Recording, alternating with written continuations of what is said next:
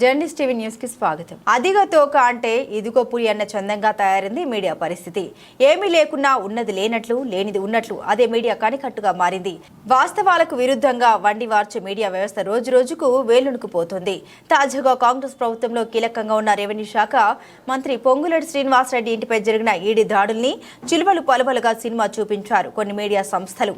అధికారిక సమాచారం లేకున్నా వ్యక్తిగత ద్వేషంతో దాడులను రక్తి కట్టించి కరెన్సీ గుట్టలను సృష్టించారు. తీరా కొండంత రాగం తీసి కూడి రాగాలు తీసినట్లుగా ఈడీ దాడుల లోగుట్టు ఏమీ లేకపోవడంతో అత్యుత్సాహం ప్రదర్శించిన మీడియా సంస్థలు అన్ని మూసుకున్నాయి. కేంద్ర ప్రభుత్వ ఆధీనంలోని ఈడీ దాడులను తమకు అనుకూలంగా మార్చుకొని రంకెలు వేసిన మీడియా తీరుపై journalist TV CEO Mareddy Nagender Reddy విశ్లేషణ. రాష్ట్రంలో మీడియా పరిస్థితి ఎలా ఉందంటే అదిగో తోక ఇదిగో పులి అన్న నానుడికి అచ్చుగుద్దినట్టుగా కనపడుతుంది. ఎందుకంటే కొన్ని సంఘటనలు చూస్తే ఏమీ లేకున్నా ఏదో ఉందని ఊహించి ప్రచారం చేయటం, తీరా అది ఏదీ లేదు అన్న తర్వాత మూసుకొని కూర్చోవడం అనేది ప్రస్తుతం మీడియాలో నిత్యకృత్యం అయిపోయిందని చెప్పవచ్చు. ఎందుకంటే మేము కూడా గత 30 ఏళ్ళ నుంచి కూడా మీడియాలో పనిచేస్తాం. గతంలో ఉన్న సిస్టమ్ని ఇప్పుడు పూర్తిగా బ్రేక్ చేస్తూ ఇష్టానుసారంగా వ్యవహరించడం అనేది ఇప్పుడు మీడియాకు పెద్ద ఫ్యాషన్గా మారింది. గతంలో ఏదైనా సంఘటన జరిగినప్పుడు 1-2 సార్లు క్రాస్ చెక్ చేసుకొని అది నిజమని నిర్ధారించిన తర్వాతనో లేదా నిజమని నమ్మిన తర్వాతనే సదరు రిపోర్టర్ నుంచి యాజమాన్యం ఒక బ్రేకింగ్ న్యూస్ వేస్తుంటే, గతంలో ఈటీవీలో కావచ్చు, ఈటీవీ2లో కావచ్చు, లేదా ఇతరత్ర 2010 వరకు ఉన్న కొన్ని ఛానళ్ళ పరిస్థితి ఎలా ఉంది అంటే నిజమని తేలితే తప్ప ఎక్కడ కూడా బ్రేకింగ్కి అవకాశం లేకుండా కొనసాగుతుంది. ఒక రోడ్డు ప్రమాదం కావచ్చు, ఇతరత్ర దాడులు కావచ్చు, లేదా ఇంకేదైనా సమస్యకు సంబంధించిన ఇది అంశమైనా రూఢీ చేసుకున్న తర్వాత రిపోర్టర్ నమ్మకాన్ని బట్టి మీడియాలో బ్రేకింగ్ ప్లేట్లు నడుస్తుంది లేదా స్క్రోలింగ్స్ నడుస్తుంది. కానీ గత 5-10 సంవత్సరాల నుంచి సోషల్ మీడియా ప్లాట్ఫామ్లో కొనసాగుతున్న పరంపర వికృత చేస్తుంది కాస్త మరింత దిగజారిపోయాయని చెప్పవచ్చు. తాజాగా రెవెన్యూ శాఖ మంత్రి పొంగులేటి శ్రీనివాసరెడ్డి ఇంటి మీద జరిగిన ఎన్ఫోర్స్మెంట్ డైరెక్టర్ దాడులు మీడియా అత్యుత్సాహాన్ని మరొకసారి ప్రదర్శించాయని చెప్పవచ్చు. ఎందుకంటే ఈడీ దాడులు కానీ, ఐటీ దాడులు కానీ ప్రతి ఏటా ఒక టాప్ మోస్ట్ ఫైనాన్షియల్ ఇష్యూస్ ఉన్న కాంట్రాక్టర్లు కావచ్చు, బిజినెస్ మ్యాన్లు కావచ్చు, ఇతర అంశాల ఆ వ్యక్తుల మీద రొటీన్గా జరిగే అంశాలు ఐటీ దాడులు లేదా ఈడీ దాడులు. అంటే ఏదైనా ఒక అనుమానం వచ్చినప్పుడు ఆ అనుమానాన్ని రూఢీ చేసుకునేందుకు సంబంధిత అధికారులు ఢిల్లీలో ఉన్న వాళ్ళు కావచ్చు, చెన్నైలో ఉన్న వాళ్ళు కావచ్చు, లేదా బెంగళూరులో ఉన్న బ్రాంచ్ వాళ్ళు కావచ్చు, లేదా హైదరాబాద్ బ్రాంచ్ వాళ్ళు కావచ్చు, ఎవరైనా రొటీన్ సిస్టంలలో వచ్చి తనిఖీలు నిర్వహించి తమకు అనుమానం ఉన్న లావాదేవీల్ని పరిశీలించి ఒకవేళ లావాదేవీలు అక్రమాలను తేలితే దానికి సంబంధించిన పనిష్మెంట్ కింద కొంత అపరాధ రుసుమా లేదా కేసు ఫైల్ చేసి వాళ్ళని నిరపరాధులుగా లేదా అపరాధులుగా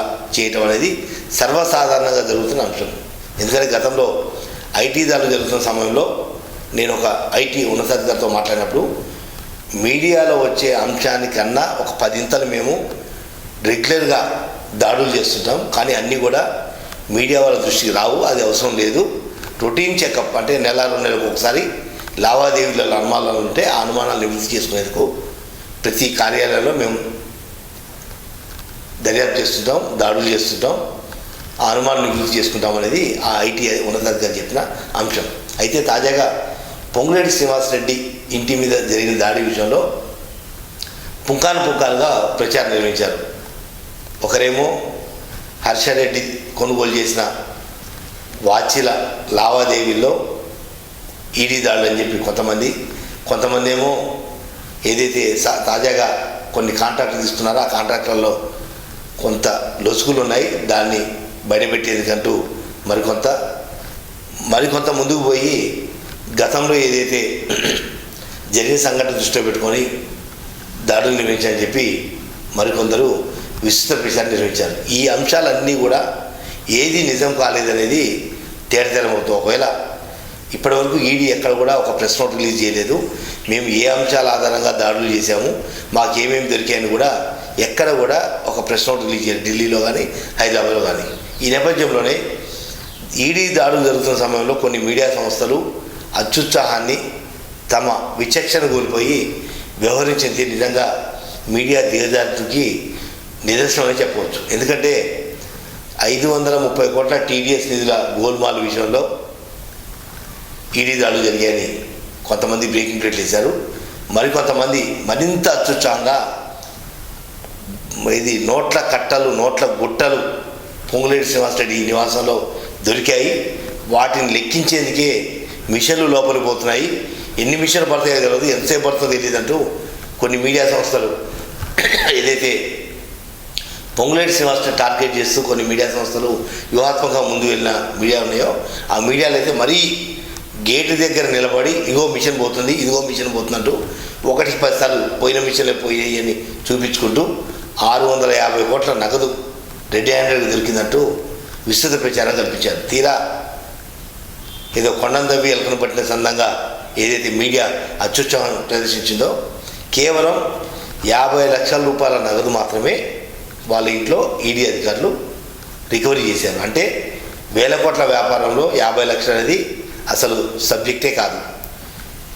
మనలాంటి సామాన్యుల ఇంట్లోనే 1-2 లక్షలు నగదు ఉన్నప్పుడు అంత పెద్ద స్థాయి క్లాస్ 1 కాంట్రాక్టరు వివిధ రాష్ట్రాలలో వేల కోట్ల వర్కులు చేస్తున్న కాంట్రాక్టర్ ఇంట్లో 50 లక్షల రూపాయలు అనేది చాలా రొటీన్ సిస్టమ్. కానీ ఏదైతే మీడియా సంస్థలు అత్యుత్సాహం ప్రదర్శించి 650 కోట్ల నగదు దొరికింది, నోట్ల గుట్టలు దొరికినాయి అని రకరకాల కథనాలు వండి వార్చారో ఆ మీడియా మళ్ళీ మూసుకొని కాముగా పక్కెళ్ళిపోయింది. అంటే మరి 650 కోట్లు వెళ్ళిపోయినాయి, ఆ టీడీఎస్ మీద గోల్మాల్ వెళ్ళిపోయింది, నోట్ల గుట్టలు ఎటుమాయమైపోయినాయి, ఇవన్నీ కూడా మరి ఎందుకు వెళ్లి తీయలేదు అంటే ఈడీ అధికారులు అసలు లోపల ఏ సందర్భం వచ్చారు ఎందుకు వచ్చారు అనేది ఒక రూఢీ లేకుండానే ఏకపక్షంగా ఈడీ దాడులు జరిగాయి. వాస్తవే అది ఏ అంశం అనేది కూడా ఒక ఐడియాలజీ లేకుండా ఇష్టానుసారంగా వండి వార్చేసి ఒక బట్టకాల్చి మీద వేసేస్తే వాళ్ళే దొరుకుంటారు అన్నట్టుగా మీడియా వ్యవహరించింది నిజంగా బాధాకరం. పొంగులేటి శ్రీనివాసరెడ్డి కావచ్చు లేదా రేవంత్ రెడ్డి కావచ్చు ఎవరైనా కావచ్చు, కానీ వాస్తవ అంశాలని కొంత క్రోడీకరిస్తూ లేదా అంశాలు బయటకు వచ్చేంత వరకు కొంత సంయమనం పాటిస్తూ ఆ తర్వాత ఎన్ని కథనాలు ఇచ్చినా కూడా పెద్దగా ఇబ్బంది ఉండకపోవచ్చు. కానీ 2 రోజుల పాటు హడావుడి చేసిన మీడియా అసలు వాస్తవాలు ఏంటని చెప్పకుండానే మూసేసుకోవడం అనేది మీడియా అత్యుత్సాహాన్ని మరొకసారి ప్రజల ముందు చీపు అవ్వడానికి కారణంగా తెలుస్తుంది. ఎందుకంటే ఆ 2 రోజుల పాటు హడావుడి చేసి రకరకాల కథనాలు వండి వార్చి గంటకు ఒక బ్రేకింగ్ ప్లేట్లు వేసి రకరకాలు చేసిన వాళ్ళు 2 రోజులు ఈడీ దాడులు పూర్తి అయిపోయిన 24 గంటల తర్వాత అసలు ఎందుకు ఈడీ దాడి చేసింది, ఏ అంశాల మీద ఈడీ దాడి చేసింది అని ఢిల్లీలోని వాళ్ళ రిపోర్ట్ ద్వారానో లేదా హైదరాబాద్లో ఉన్న ఈడీ అధికారుల ద్వారానో ఎందుకు రూఢీ చేసుకొని మళ్ళీ కథనాలు వేయలేకపోయిందంటే మనం ఇచ్చిన కథనాలు 99% ఫాల్స్, కేవలం 1%.